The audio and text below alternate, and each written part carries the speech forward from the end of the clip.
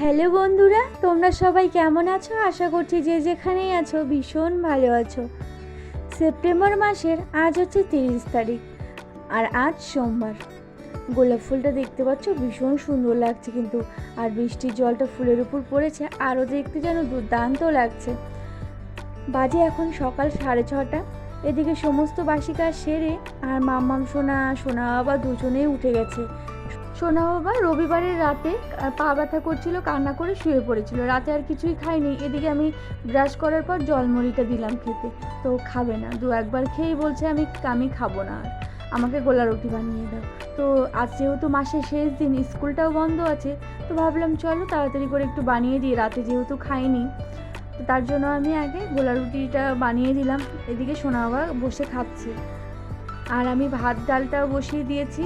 আর মামাম সোনা এখানে না মুড়ি খাচ্ছে, মামাম সোনাকে অল্প মুড়ি দিলাম, তো মুড়িটাই খাচ্ছে। এদিকে আমাকে বলছে, মা নাও নাও দাঁড়াও। এই দেখতে পাচ্ছ, আমি যেই নিচু হলাম কী করলো বলো তো, মুড়িটা নিজের মুখে ঢুকিয়ে দিল। ভীষণ দুষ্টু হয়েছে। তো চলো তাড়াতাড়ি করে আমি রান্নাবান্নাটা সেরে নিই। রান্নাবান্না আমার কমপ্লিট হয়ে গেছে। রান্না তো কমপ্লিট হয়েছে, কিন্তু রান্নার পরও তো আরও কত কাজ থাকে, সেগুলো এখনও হয়নি। তো সেগুলোকে আমি দেখতে পাচ্ছ একে একে করে নিচ্ছি। আমি বাসনগুলো সমস্ত ধুয়ে রেখেছিলাম, তো সেগুলোকেই উপর করে নিচ্ছি। মাম্মাম সোনা আবার উঠে পড়লো। মাম্মাম সোনা ওঠার আগে আমার এই বাসন মাজা কাচাকাচি করা হয়ে গেছে, তো এই তো স্বস্তি পেলাম। আর ও জাগনা থাকলে আমি যদি এই বাসন মাজতে কাচাকাচি করতে একটু সময়টা অনেকটাই লাগে, আর তখন না ও বাইরে থাকতেও চায় না, আর ওই জল ঘাটে, আর বেশি জল ঘাটলে না ঠান্ডাও লেগে যায় ওর। তো বেশ ভালোই হলো। আর আমি এই কাজগুলো না আমি ভেবেছিলাম যে কী বলো তো, আমি একটা রুটিন বানিয়ে নিয়েছি। ও যখন ওই ঘুমোবে তখন আমি বাইরের কাজগুলো করে নিই, আর ও যখন ওই জাগনা থাকে তখন ওকে নিয়ে তো ঘরের কাজগুলো আমি করতে পারি, কোনো অসুবিধা হয় না। হ্যাঁ, একটু অসুবিধা হয়, বলবো না যে একটুকু অসুবিধা হয় না, কিন্তু হয়। এর মধ্যে আমি ওই মানিয়ে নিয়েছি সমস্তটা। প্রথমের দিকে একটু কষ্ট হয়েছিল, তবে কি বলো তো, এখন আস্তে আস্তে না ওই কষ্টটা এখন কষ্ট মনে হয় না। কিভাবে যে আমার এই সকাল থেকে এই দুটো বাচ্চাকে নিয়ে সারা দিনটা মানে কেটে যায় আমি বুঝতেই পারি না এখন। সারা দিনটাই কিন্তু এই যে মানে চার দেওয়ালের মধ্যে দেখতে পাচ্ছ, এইখানেই আমার সকালে সূর্য ওঠা থেকে সূর্য অস্ত যাওয়া পর্যন্ত সেই মানে কিভাবে যে সময়টা কেটে যায় বুঝতেই পারি না। তো দেখতে পাচ্ছ জামাগুলো না এক পিঠ শুকিয়ে গেছে, আমি আবার আরেক পিঠ চলে আসলাম একটু উল্টে পাল্টে একটু শুকিয়ে নেব। আর এদিকে না এখন ওই রোদ্রটা ছায়া পড়ে যাবে, তো তার জন্য তাড়াতাড়ি করে যত সময় রোদ্রটা আছে উল্টে পাল্টে না শুকিয়ে নিলে না পরে আর শুকাবে না কিন্তু। তো জামা আমার উল্টে দেওয়া হয়ে গেছে। এবার মাম্মাম সোনা না দাঁড়িয়ে আছে জল খাবে গ্লাসটা হাতে নিয়ে।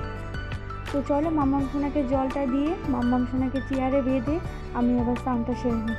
তো চলো, পুজোটাও বাকি আছে। তো বন্ধুরা, বিকেলে দেখতে পাচ্ছ একটু বাইরে বেরো হলাম, আর আমার কপালে টিপ দেখে তো বুঝতেই পেরেছো আমার পুজোর চান খাওয়া সমস্তটাই হয়ে গেছে। এবার না মাম্মাম সোনা আর ঘরে থাকতে চাচ্ছে না। মাম্মাম সোনা বাইরে বেরোনোর জন্য কান্না করছে। আর দেখো, একটু যে ওদিকে একটু আগাবো সেটারও আর পাচ্ছি না, কারণ জল পাড়িয়ে আবার যেতে হবে, আর জল পাড়াতেও ইচ্ছে করছে না। তো মামাম সোনা আমাকে কোলে নিয়ে আছে। আর দেখো সোনা বাবা আমাকে বলছিল, মা মাছটা আমি ছেড়ে দেবো। তো আমি না একবার ভাবছিলাম যে আমি বলবো, আবার আমি যদি বলতাম তাহলে তো কান্না শুরু করে দিত, কারণ ও মাছ এই কৌটোয় রাখতে ভীষণ ভালোবাসে। এর মধ্যে যে বৃষ্টিটা হলো তখন না উঠোনে ছেড়ে দিয়েছিল, আবার ধরে ও আবার জারটায় রেখে দিয়েছিল। আজকে আবার ও যখন নিজের মুখে বললো আমি আর মানা করলাম না, আমি বললাম আচ্ছা ঠিক আছে ছেড়ে দাও।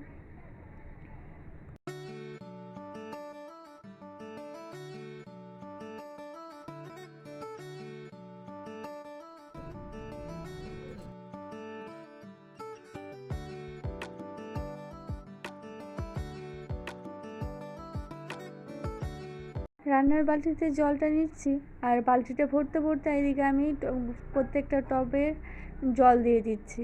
আর বালতিটা এখনও ফুল ভরেনি। আর তোমাদের দাদাভাই চলে আসলো, তো সবজি বাজার এনেছে, আর মাম্মাম সোনার ওই দুধটা এনেছে। চলো তাড়াতাড়ি করে আমি আটাটা মেখে নিই, আজকে রাত্রে রুটি খাবো। আর এখানে আমুল দুধের প্যাকেট এনেছে, তো দুধটা আগে জাল দিয়ে নেব। সোনা বাবা আসলে আগে দুধটা দিয়ে দিব, তারপরে রুটিটা দিব।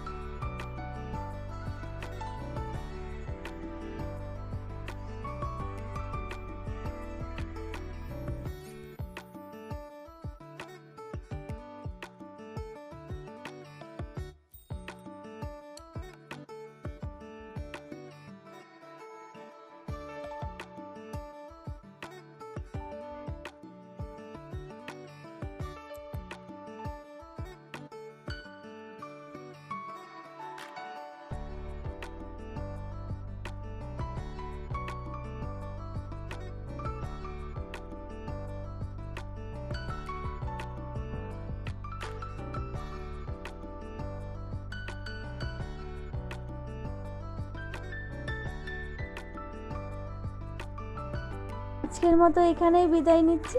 ভিডিওটা আমি এখানেই শেষ করব। সবাই ভালো থেকো, সুস্থ থেকো। নতুন আরেকটা ভিডিওর সঙ্গে আবার দেখা হচ্ছে তোমাদের সঙ্গে।